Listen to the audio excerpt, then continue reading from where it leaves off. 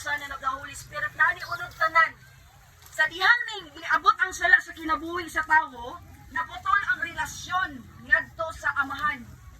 Muna nga unsa man ang gibuhat sa amahan aron masumbalik una ang relasyon sa tawo ngadto sa amahan. Pinaagi kag Ginoong Hesus, kinahanglan ang tawo una moduol sa amahan ug mangayog pasaylo. Pinaagi kang Ginoong Hesus. Muna mga igsoon, sa diyang mga ipasaylo ang tawo, ang pinakaunang mahitabuan na sa tawo, change sa kasing-kasing. Kaya sa diyang wala pa ang tawo na nauban diya sa Dios, nalangkob diya sa Dios mga kaigsuonan, ang kasing-kasing anak bato. Munang minanduan siya sa gahom sa dautan. But sa diyang may siyang pasaylo, maginulsol siya sa Dios, na imong humok ang iyang kasing-kasing. Apan iyang kinabuhi, ang daang pagkatawo, patay paghapon. No?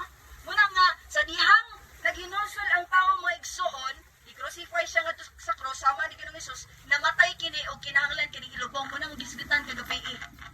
Kay tungod, kung dili ka na ilubong, muunay magkutkot balik sa daan niya nga kinaiyahan. Munang, batingala ka nung alagad ko, pero nga numaning nga times 7, times 20, times 30 man akong kinaiya. Tungod kay, wala pa di ay nalubong ang imuhang daan nga kinabuhi. So sa panahon mga igsoon nga naiusab o change sa imong kasing-kasing, di ba, muna yung manifestation nga tinud-anay ni duol ka sa amahan. O diri na punta ni Ginoong Hesus mga kaigsuonan. Ingon, sa dihang nakikistorya ang Dios, naka-remember ba mo sa Transfiguration?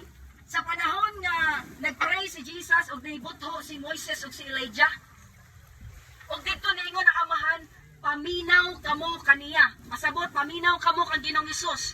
Tungod kay ang tanan nga buhaton karon sa mga katawhan, nagagikan na sa example ni Ginoong Hesus. Kung kaniadto mga kaigsuonan, gitahasan si Elijah, kung ay gisunod ang pamaagi sa Dios kaniadto mo gisunod sa mga katawhan.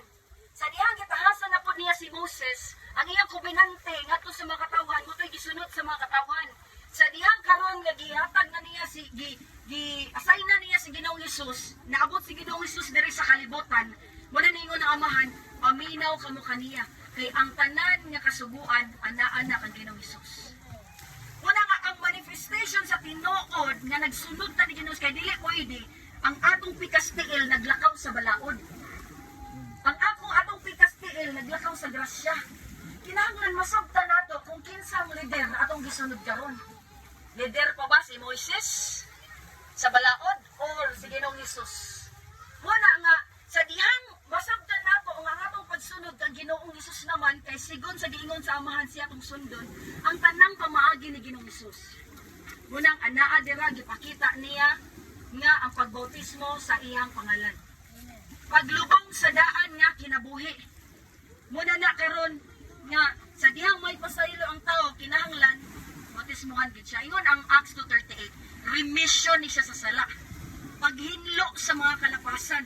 Kung kaniadto si Juan mo nagbautismo sa mga katawhan, anapoy pagbautismo karon sa ngalan ni Ginoong Hesus. Dili kita ang baptizer sa Holy Spirit, kundi si Ginoong Hesus ang baptizer sa Holy Spirit. Aron nga malangkob nato ang kinatibuk-an, amahan, anak ug ang Espiritu, dili pwede nga amahan lang nakapasaylo and that's it.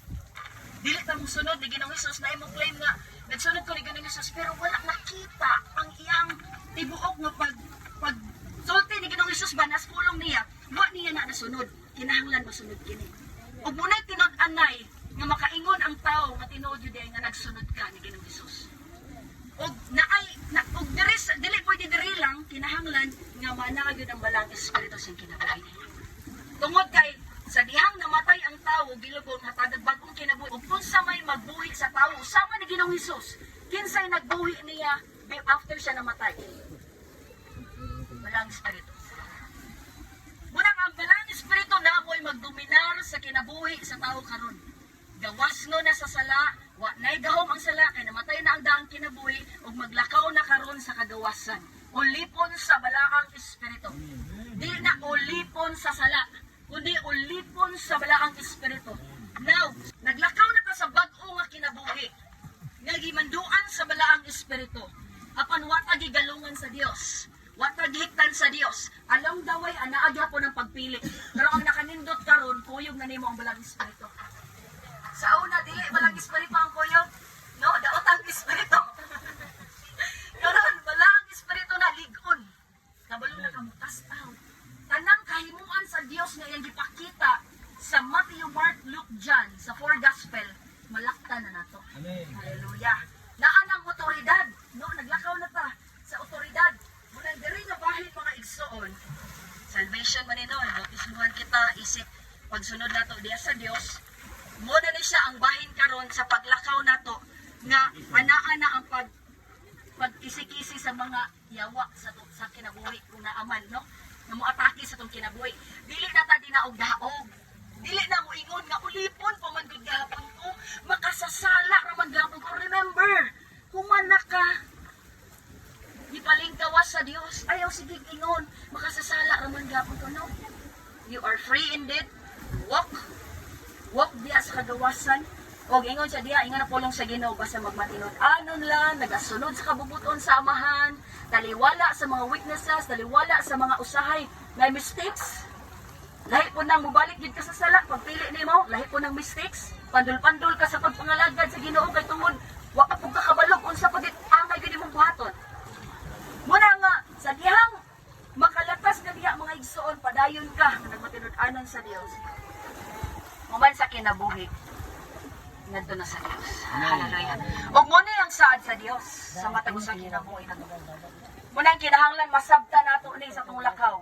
Aron dili ta mayano-yano o puso-puso sa kaaway mga igsoon. Gawas nun ta og madaogon ta kay atong Dios buhi. Hallelujah. Dalago na sa